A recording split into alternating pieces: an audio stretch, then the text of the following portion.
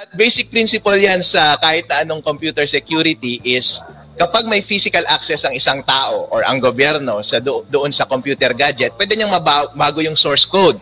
Ikaw nga kapag pupunta ka sa Green Hills, dalhin mo yung cellphone mo doon o yung laptop o yung isang nakaw na gadget, kahit may password yun, pwede mong ipabago yung source code.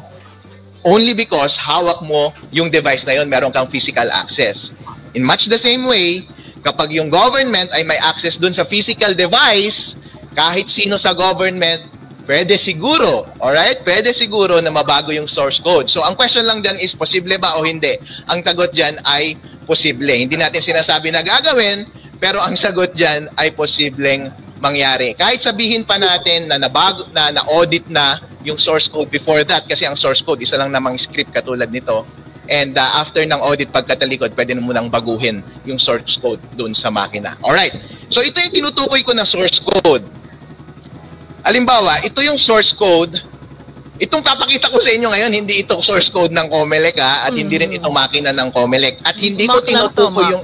Yes, Mac lang ito. Hindi ko sinasabi na ito yung sistema ng Pilipinas o ito yung mga ACM. Baka kasuhan ulit ako ng Comelec. Sabihin na lang natin, hypothetical na bansa. Hypothetical na voting machine, di ba? Generic. At generic na mga code. Alright? Pero ang tanong ng taong bayan, ito ba yung same na pinakita ko dun sa mga video na yon? Secret! Alright. So, halimbawa, ito yung wala naman tayong access sa isang voting machine. Ang ginawa ko is itong computer ko, ginawa ko siyang voting machine. So, halimbawa, gawin natin na ang interface natin is yung computer ko mismo. Halimbawa, boboto ako kay candidate X, candidate X, dalawa, candidate Y, dalawa, and then magpiprint ako ng votes. Ayun. O, may daya siya. Anyway, so dito sa source code natin, halimbawa, ang source code ng equipment na to na nakikita nyo ngayon, ito yung equipment, ay itong source code na ito. Ganito lang itsura ng source code. Linya lang siya ng mga computer, ay ng mga script. Yung script na ito, pwedeng JavaScript or kahit na anong script, Python, Node.js. Hindi ko sinasabi na ganito ang ginagamit ng Comelec. Kaso nga lang ang ano yan parang sasakyan yan Kahit tricycle yung gamit ng isa, ako kotse, pero parehon pa rin silang merong pa rin combustion engine at kumakain pa rin ng gasolina o diesel. Kaya kapag tinanggal mo yung diesel, hindi yan aandar. Ganon din yung mga computer. Kahit iba yung language na ginagamit nila or iba yung firmware ng automated counting machine nila, pare-pareho lang yung sistema. Kada equipment, katulad nito, ay meron siyang source code. Yung source code ay isang set of instructions kung paano mag-operate yung makina. So, halimbawa, itong source code na to, ganito mag-ooperate yung makina. Kung titignan ninyo yung source code na to, punta tayo dun sa banda kung saan ko tinanim yung corrupt, yung malicious lines of code. Ito yung malicious lines of code na ko. Itong source code na to, kapag tinanggal mo tong malicious lines of code na ito, magiging mag-ooperate siya as normal. Pero dahil itinanim ko tong malicious lines of code na ito, gagawa siya ng kalokohan. Ang malicious lines of code na to is tina-type lang siya. At ito yung sinasabi niya. Sabi niya, mag-connect ka sa isang server sa internet, sa isang computer sa internet. For our purpose, since demonstration lang to, ito yung HTTP, yung sinasabi ni Chairman George Garcia, yan yung sinasabi niyang public connection. Pero kapag totoong hack yan, gagawin mong S yan kasi hindi yan dadaan sa internet kapag walang S. At saka yung lalabas dito is IP address or parang abc.com, parang mga ganon. Pero gagawin natin, ito muna yung address kasi dito lang siya sa computer tumatakbo. So ang gagawin niya is pupunta siya dito sa server na ito at magsesend siya ng data, yung vote data, at maghihintay siya, await. At pagka-hintay niya ng resulta, yun yung ipiprint niya na result dito sa makina natin. Okay. So, halimbawa, itong server natin, ito yung server. Halimbawa, magkahiwalay itong computer na server. Itong server na to, ito yung tumatakbong server. Hiwalay na computer ito. Itong server na ito, nakikita nyo dito sa baba, server is running on HTTP localhost. Ibig sabihin, tumatakbo na yung server. Pero sa totoong buhay, HTTPS something yan kasi sa internet siya dumadaan sa ibang lugar. Pero ito yung code ng server. Ang ginagawa ng server is, kapag yung makina dito, nag-transmit siya, nag-connect siya dito sa server address natin sa internet, ang gagawin niya, tatanggapin niya kasi yan yung path. /process, yan yung path.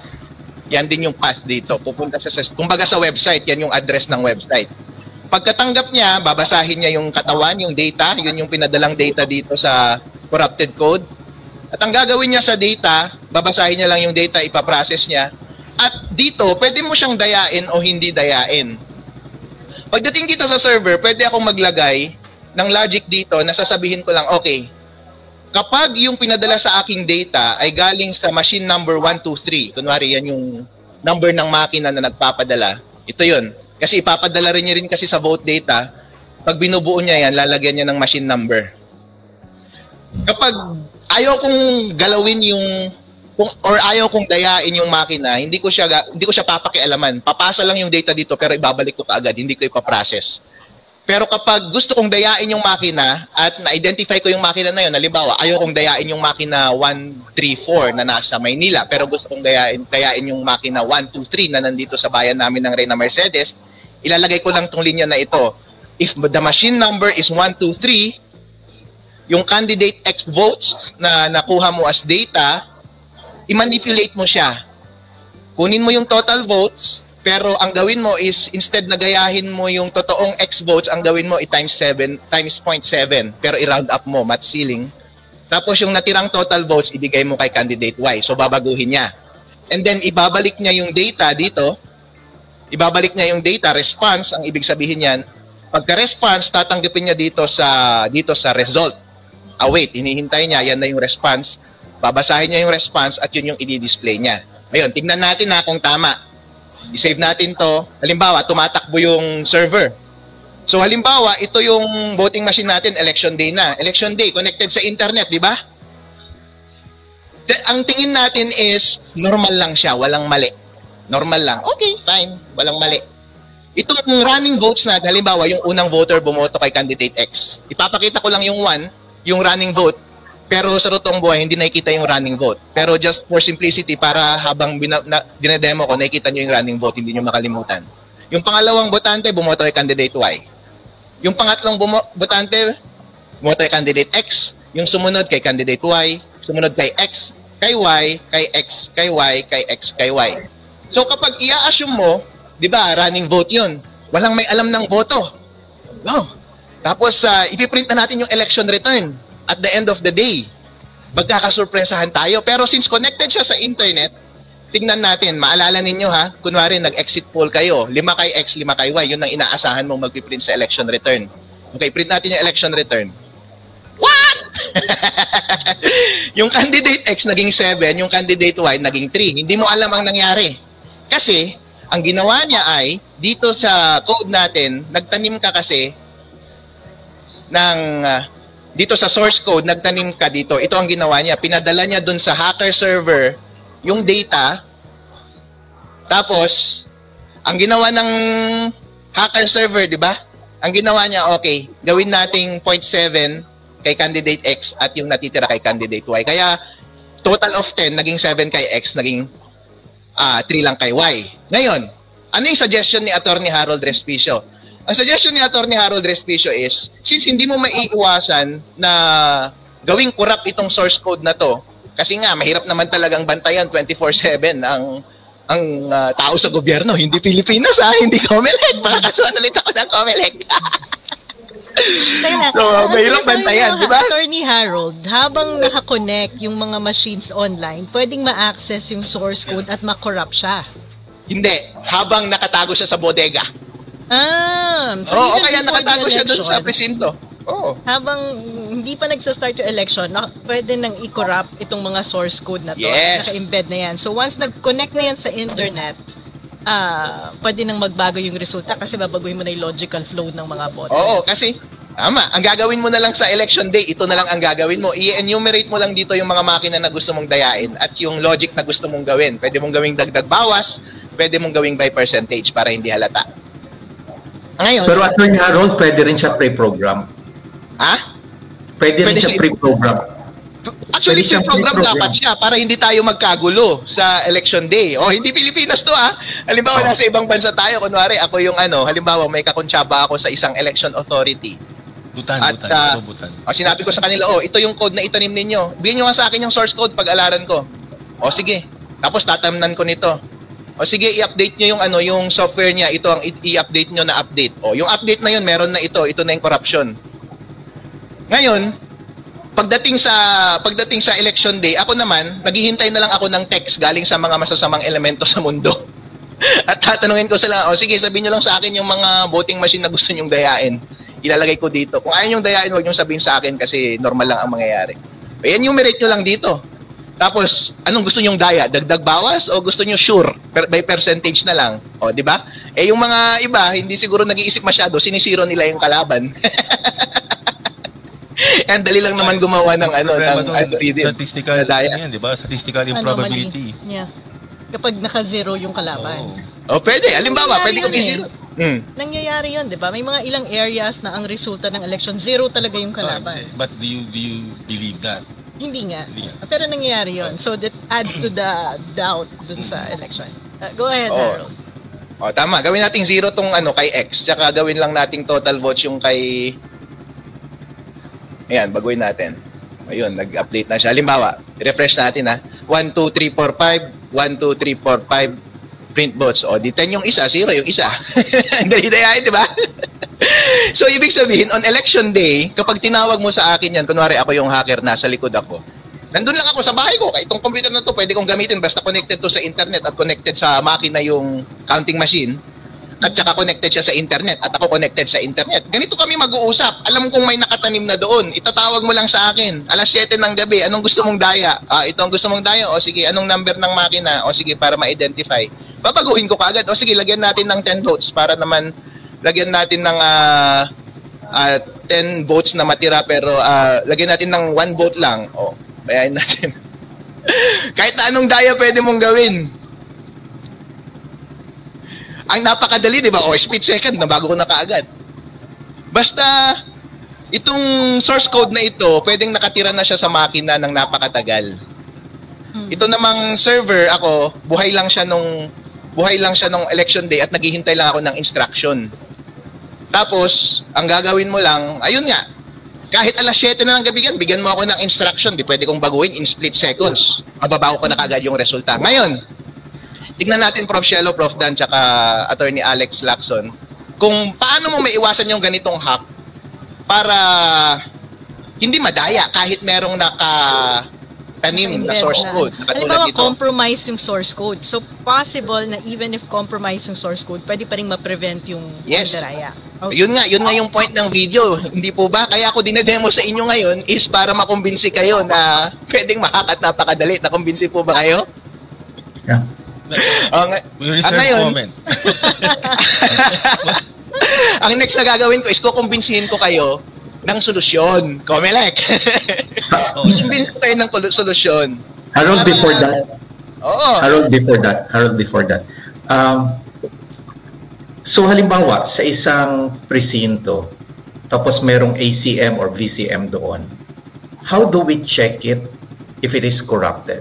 Or kung meron nang naka-implant doon, how do we? Mahirap kasing basahin yun, Prof. Attorney Alex. Halimbawa, itong laptop ko ngayon, madaling magtanim pero mahirap siyang hugutin, kumbaga. Okay. Mahirap i-withdraw at basahin yung makina. Or pwede mo pa ring mabasa, pero kaso Attorney nga lang Harold, Attorney Harold, this is where I'm going. Ito yung direction my way of thinking right now. If you want, halimbawa, to empower or to orient someone in every precinct in the country para ma-orient siya on how to check the counting machine doon sa presinto nila, sa barangay nila, how do we do that? Merong checksum na tinatawag pero hindi kasi nila ini-implement yun . Sa mga ibang software kasi kapag nagtatanim ka ng update o kaya dyan sa Microsoft computer mo, merong hash yan na mahaba na garbled na letter at saka numbers. Yun kasi ang hash, kapag baguhin mo lang yung isang letra doon sa source code ng isang computer, magbabago yung buong hash. Kaya ang gagawin mo, magche-check siya ng hash every time nagra-run. tapos may kita mo kapag yun pa rin yung hash niya every time nagra-run yung computer, pwede mong masabi na yung source code na yun is yung same as audited na source code ng independent body. Kaso nga lang, habang nag-ooperate on election day, wala namang process para mag-checksum yung makina. So walang ganung process. Alex. Before Sorry. mag-start ng voting yung mga tao, can't COMELEC include that step na kasi magkakaroon ng independent audit ng software and hardware, 'di ba? Pati yung source code. Tapos ilalagay yan supposedly sa BSP for security reasons. And then hindi ba pwedeng idagdag yon as a step na before mag-start, they can check so that yung hash ay nagma-match. And pwede pa rin kaso Oo, go ahead. Alright, pwede pa rin naman, Prof. Shelo. Kaso nga lang kasi, yung magpo-produce din kasi ng hash is yung same computer mismo. Paano yan kung magpapanggap siya, sige, nagpo-produce ako ng hash, pero sa totoo lang, hindi ako nagpo-produce ng totoong hash. Hindi po ba? Hindi siya total na foolproof. Kaya nga, ang ginagawa natin ngayon is yung pinaka-foolproof. Maraming paraan actually na pwede mong gawin. Virtually unlimited ang vulnerability ng kahit na anong computer system. At saka lahat ng solution, unlimited din. Pero ang gawin mo lang is lahat ng obvious dapat takpan mo at lahat ng pinakamadaling solusyon at pinaka-obvious na solusyon din, yun din ang gawin mo. Virtually, masesecure mo talaga yung isang makina ng napakataas, 99% kumbaga. Kapag ito yung gagawin mong implementation. Yung mga ibang implementation, pwede yung mga idea na yun, pero hindi yun yung rin-recommend ko birong expert or professional in this instance. So, yes, please discuss your Okay. So what? Question? Go ahead. Yeah, before that, Prof. Sheldon. So what's the one thing at least that yung someone from the precinct can do to check para to really satisfy our na walang naka-embed doon na program? Ang ginagawa kasi nila, Gawin. Attorney Alex kasi is siniselyahan nila, 'di ba? Merong merong selyado. Kaso nga lang nagseselya din yung nagwagwardya at saka yung pwedeng mandaya. Kaya mahirap mag-rely po.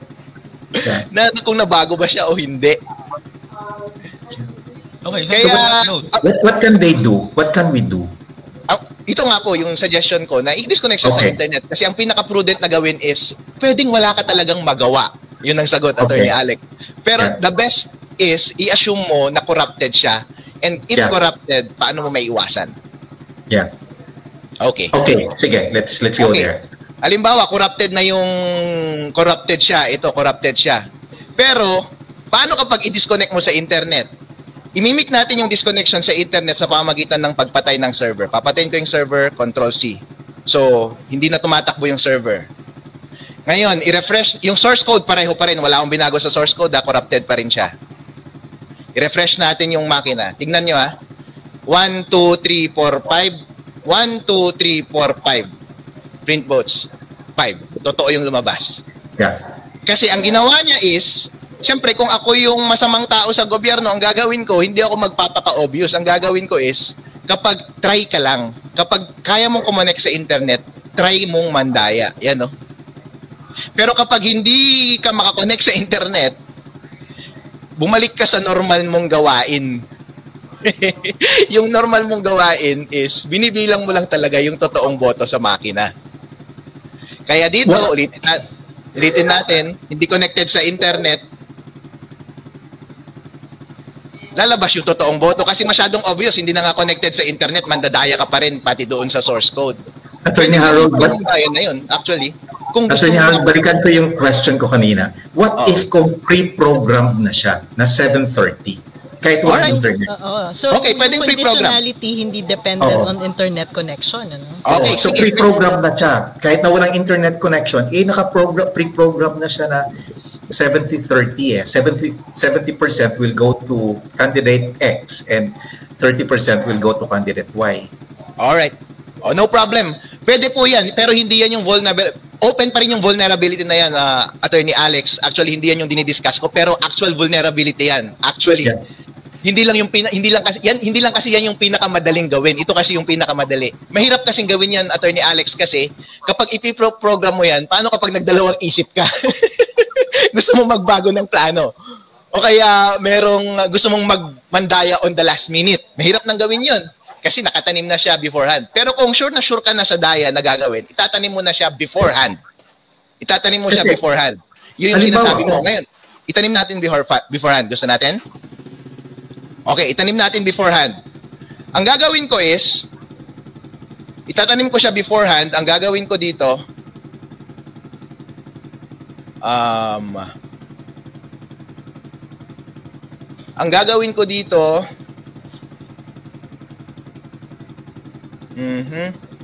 okay, ang gagawin na lang natin dito is X count plus 5, halimbawa, para mas madali. Plus minus na lang para hindi na ako mag-isip ng code. Ang gagawin na lang natin dito is, nakatanim na siya, hindi po ba? Ang gagawin ko na lang dagdag bawas. Dagdagan ko si X ng 5, bawasan ko si Y ng 5. Yun ang gagawin ko. Attorney Harold, what if do it 70-30? 70-30? Okay. 70-30. Yun na lang. Okay, sige. Okay lang. Hindi dagdag bawas, but 70-30. Okay, sige. Magkukode lang ako ng maraming linya. Habang nagko-code si Attorney Harold, ang naisip ko tuloy, kasi may requirement nga ang COMELEC na independently audit itong mga machines na to, diba? Both the hardware and the software. And then after ma-audit yung source code, ma-deposit sa BSP. So kung magkakaroon ng ganung independent audit, isn't that enough to more or less secure yung result ng elections? Para sa akin po ba yung tanong na yun? Yes. Nagko-code lang po ako, medyo occupied yung utak ko. Kasi hanggang ngayon hindi pa lumalabas yung hindi pa lumalabas itong certification ng independent technical team na magre-review. And yung organization na nakontrata ng government natin, ProVNV, is an international audit organization. At siya din yung gumagawa ng accreditation ng voting system sa US at sa iba pang bansa. So hanggang ngayon, hindi pa nila nilalabas. Ang deadline noon, February 12. Yeah, lumipas na. Or hindi pa sila inaalaw ng COMELEC to perform their duty.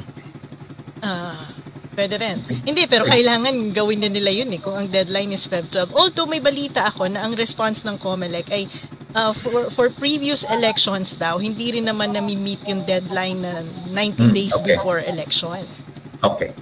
Okay. Ready na po yung code. Sige. Okay. Ang ginawa ko lang po dito is, hindi pa rin siya connected sa internet, pero ang ginawa ko is, tinanim ko na naka-hard code na siya sa makina kung yung daya. Ang ginawa ko is, kinuha ko muna yung total votes, pinag-add ko yung X tsaka Y. Ang ginawa ko, pero baguhin mo yung X, gawin mo siyang total votes times 70%, round up mo, tapos yung natirang vote, ibigay mo kay Y. Nakatanim na siya. So, disconnected pa rin po siya sa internet kasi yung server hindi na tumatakbo. So, ang gagawin natin, corrupted na yung source code, meron ng automatic na daya. 1, 2, 3, 4, 5. 1, 2, 3, 4, 5. Print vote. Ayun, 7-3. Wow.